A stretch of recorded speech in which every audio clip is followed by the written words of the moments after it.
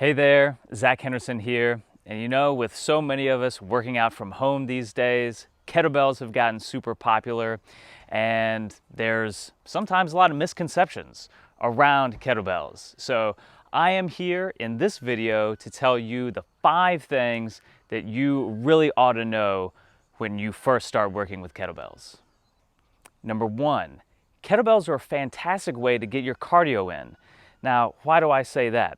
Well, primarily because the foundational kettlebell exercises like swings, squats, and even the more advanced kettlebell exercises like kettlebell snatches and Turkish get-ups, these are all low and really zero impact exercises when you really do them right.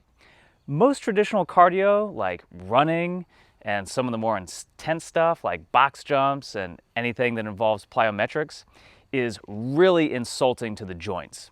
Lots of high impact, and to be fair, if you're deconditioned, maybe you're carrying around some extra weight, you haven't done a lot of training in the past, or you're coming off a long hiatus, the last thing that you want to do is, pun intended, jump into a form of exercise that is going to put you at orthopedic risk, okay? So that is why our kettlebell swings, our squats are phenomenal to get your cardio in, because they get the heart pumping like that. Super duper high intensity cardio can be had in a very, very short amount of time, and the very best thing is there is no impact on your joints.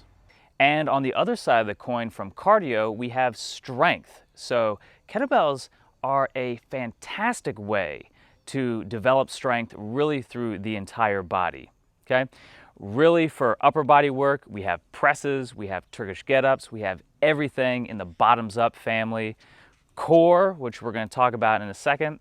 And then of course, lower body, man, I tell you, between swings and squats, snatches, the other kettlebell ballistics, you're gonna have a posterior chain that is as strong as any athlete's, okay? That's your hamstrings, glutes, back, all that good stuff.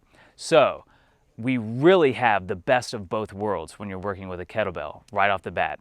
Your cardiovascular conditioning, metabolic conditioning, and strength training. And number 3, kettlebell work is phenomenal for the core, right? So at the time of this filming, it's 2020, we know that we need to be doing more for our abs and for our core than crunches and sit-ups. So how do we train the core dynamically, the way that the core is meant to be used? Well, we do that in several ways, specifically with the kettlebell. Number 1, we use a lot of asymmetrical exercises, right? So using the weight in just one hand. Whenever you're doing swings, presses, any sort of work on one side, we've automatically got this cross-body strength and coordination and engagement going on through our lateral slings that help to engage the core.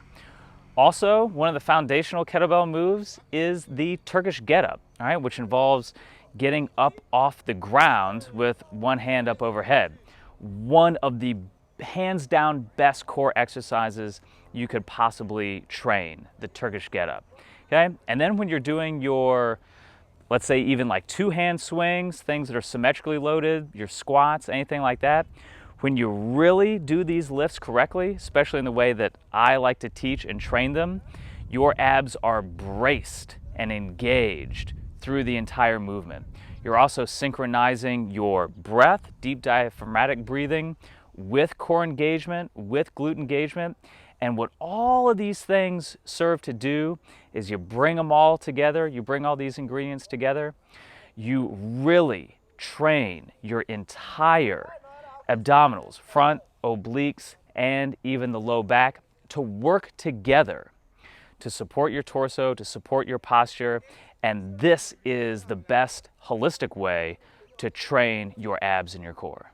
And number 4, and this might be the best part, especially if you're working out from home, you don't need very many kettlebells to get started, and really when you get advanced. Really, 1 kettlebell will take you really far, and 2 might be all you need. Something heavy for lower body work, maybe something lighter for your upper body work. That's really it.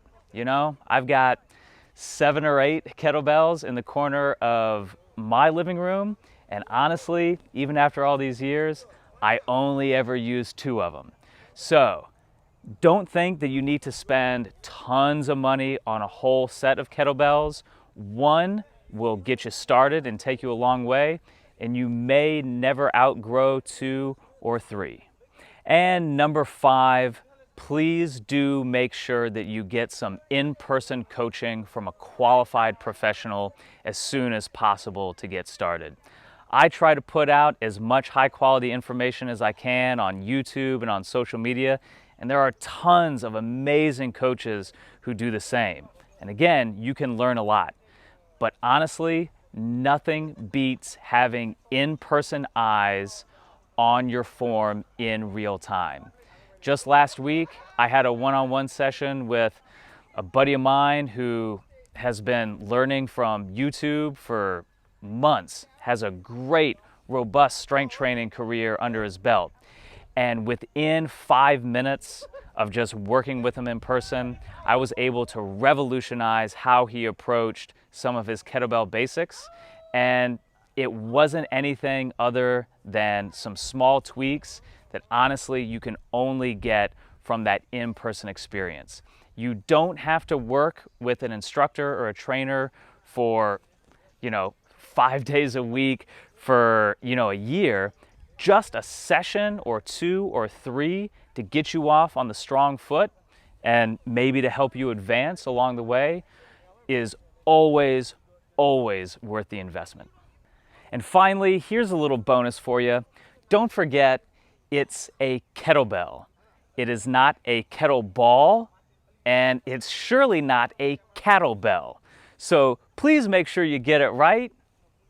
You'll look like a professional, you'll sound like one too, and there you have it. Those are 5 with a little bonus 6 things that you ought to know about the kettlebell. Thank you for watching. Here's wishing you all the best in your strength journey, and of course, feel free to reach out if I can help you in any way. We'll see you soon.